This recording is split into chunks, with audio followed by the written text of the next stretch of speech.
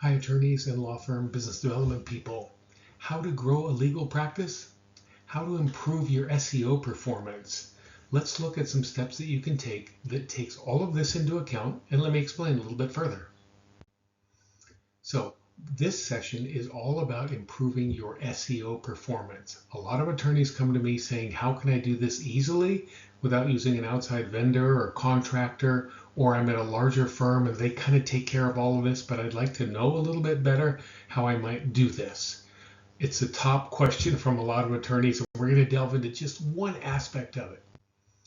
So you know from doing these videos with me before that they never taught you how to do business development in law school, how to grow your legal practice. And attorneys come to me, they want to make more money, have less stress, have a life. That's where I help with one-on-one coaching or the video coaching series that I do that's linked to these videos. Each week, I'm dropping one or two of these helpful educational videos to kind of move you along that spectrum, one little step at a time. Down below, there's a link in the description or the comments to a free ebook. It's over 35 pages that has all kinds of great information for you on how to grow a legal practice. So download that free ebook. I think in there's as well, when you do the download, there's an offer for a free first coaching session with me. So great resources for you. What are some of the things that search engines look for when they're want to return you as a result for a searcher on, let's say, Google? I think they have over 200 different factors that make up their algorithm for what search results they're going to supply. When somebody says, whatever, golf course development attorney, North Carolina, if they don't know anybody in that area and they're searching for an attorney that does that type of work in that location. So Google, they do the entire internet, they do it very quickly, and the return results, and a big deal for them is returning results that are really helpful to what that searcher is looking for, not just random anything that mentions golf course or North Carolina. One factor, one of the most important factors that Google uses when they're looking at your page, hey, this could be helpful for what this person is looking for. How valuable is your page? In the Google world, you have what's called a page rank. And one of the factors that weighs in on that, or that improves that, or that affects that, I guess is the right word, is how many pages are pointing to this particular page. Let's say it's your bio page, right? Are they good quality, high valued, highly ranked pages themselves? A few good inbound links are better than a whole bunch of lesser quality links to your bio page. And let me explain that for a sec. Say your bio page, you've done an article that appeared in the Wall Street Journal. The Wall Street Journal points to, for more about Sally Smith, click here. Or you're listed in the American Bar Association because you're on a committee and you've got a direct link to your bio page. Or you're on Chambers. You were recently recognized in Chambers and you have that Chambers page point to your bio page. Some really good quality other pages are pointing to you. Google looks at that and they do it all really, as you know, very fast. Okay, here's Sally Smith's page. What links are pointing into her and what do those look like? It's this constantly, what's the term that they use, replicating a formula that says, okay, and who's pointing to them and who's pointing to them. And so all of this is done very quickly to give you a ranking on whether or not you should be returned to that searcher who's looking for golf course development attorney in North Carolina. So we want to just look at one of these today, leave the other 199 behind. How many pages are pointing to you and how good are those pages? Like I said, Wall Street Journal, American Bar Association, Chambers, as opposed to your bike shop, your florist, your dry cleaner, whatever. If you happen to, hey, let's share links with each other because I hear it's good to have links to my bio page. So this was something called link farms that was done years ago in the early days of search engines. And it was just, oh, what's the amount of links that are pointing to this page? That must be a really good page because there are a lot of things pointing to it. So people are gaming the system. Now Google is much more sophisticated, and the other search engines as well. Good quality pages themselves that are pointing to where you need to be found.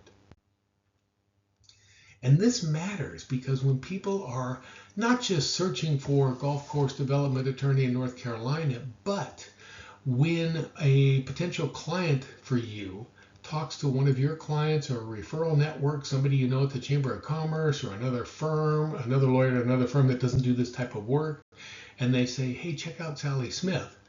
What does that person do? They go on the internet. They look at your bio. They look at your LinkedIn profile. They value that referral 92% of the time. It's the number one factor when they're making a decision about hiring you. So when they're looking at LinkedIn and when they're looking at your bio, you can see there 45% of the time they're going to jump on the internet to check you out. So not just a search, even when somebody is talking about you or recommending you, we all do it. Let me jump on and see what this house contractor looks like, or this teak lawn chair that I'm looking to buy, or whatever. And people do it with legal services as well. Somebody recommended you. 45% of the time, they're going to look at your bio on the internet. They're going to look at your LinkedIn profile. If they like what they're seeing, they're going to contact you. 66% of the time, they're going to hire you based on what's happening outside of your control. You're not even part of that conversation yet. But if they like that journey, if they like that referral, they like what they find, they're going to be hiring you. So we're talking here, though, more just about search results, but just know how important your bio page is, your firm's website is, your LinkedIn profile is when clients are looking at you.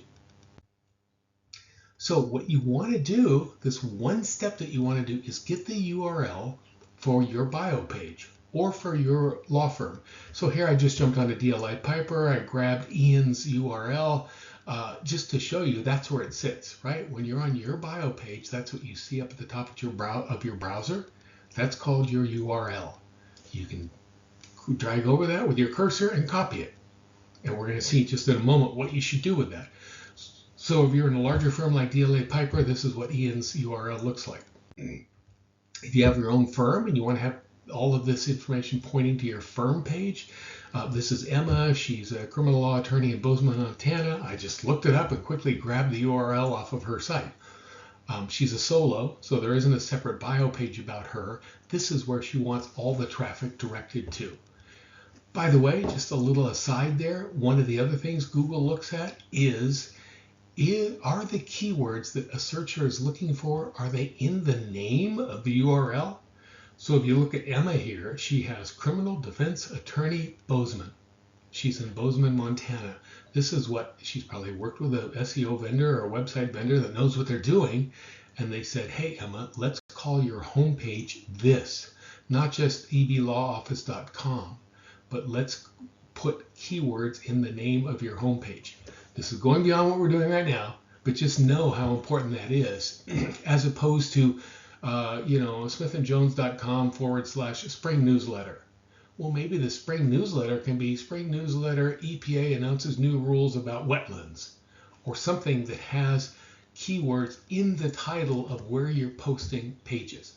Keep that in the back of your mind when you're working with your marketing department or when you're working on SEO. But what we're talking about here is all the opportunities you have without talking to anybody else or without working with anybody else, opportunities you have to improve your SEO performance. And here's an example. This was a couple of years ago, the Orange County Women Lawyers Association. This is their executive officers. So say you are a member of a Chamber of Commerce, or you're on an ABA committee, or you're with your local bar association, or you're with the Home Builders Association. Whatever it happens to be, you probably, if you have active networks, you're listed in a few locations. And as you can see here, some of these have hyperlinks from Orange County back to the members who are on the executive officers. And you see them there. They're in blue. So I just want to look at a couple of examples and just use this as an idea for you, because this might be you. Oh yeah, I'm on a couple of these places. Where do they point? I'll show you just at the end here how you're supposed to do this. So we look at some of them here. Many of them are hyperlinked. If you look at Sheeran down there in the lower right-hand corner, she's not hyperlinked. And I thought, no, that's kind of curious because she has a website. There's her law firm. I think she's a solo. Maybe there's a couple of people with her. Why not provide her URL to the Orange County Women Lawyers Association so that she gets that good hyperlink pointing to her page? And that would probably be a pretty good authority, right? A group of attorneys, Orange County Women Lawyers Association, it can't hurt. In fact, it'd probably be very valuable for her to go ahead and do that. Let's look at another one. Here's Dana. She is hyperlinked. Great. What does it point to? It points to her firm's site. And that's okay, but if you see there closely, she's one of the partners of this, one of the named partners in this firm. So why not have it point directly to her bio page?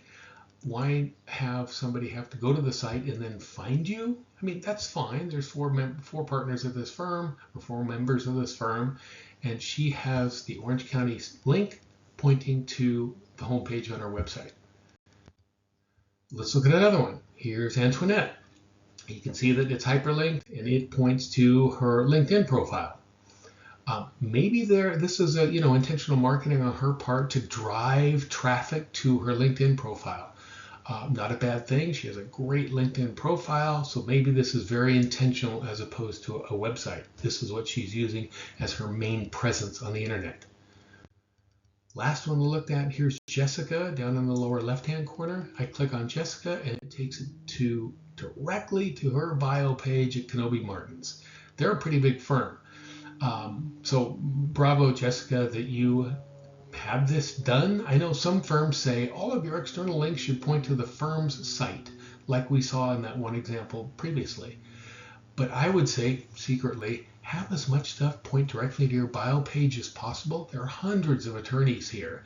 And if somebody's looking for her from the Orange County site, the Women Lawyers Association, have it point directly to your bio page like she does here. Great. So out of this group, one didn't have any link, one had a hyperlink to the law firm, one had a hyperlink to the LinkedIn page, and one went directly to her bio page. This is what you want to do. You want to get your URL. You want to see where are you on the internet? How many of these things can I get into? And you could do one a day for the next month. You might get your admin or your marketing people to say, print that out. Here's what I'm trying to do. I want as many of these as I have pointing to my bio page. Here's my URL. I went and grabbed it. Here's where I am. Let's get in there and make sure those hyperlinks are correct. And imagine what this would do for your Google search engine optimization to have, up in the left-hand corner, trade and industry groups, the Home Builders Association, like I mentioned. Have your LinkedIn profile and the little contact information on your LinkedIn profile, have that link go to your bio page. Any other social media you might have. External publications. When you get something printed in the Business Journal or in some other bar journal, and at the end it says, Joe Jones is an attorney at Smith & Jones. For more about him, click here. Almost all the time, they give that little bio information at the end of the article you do.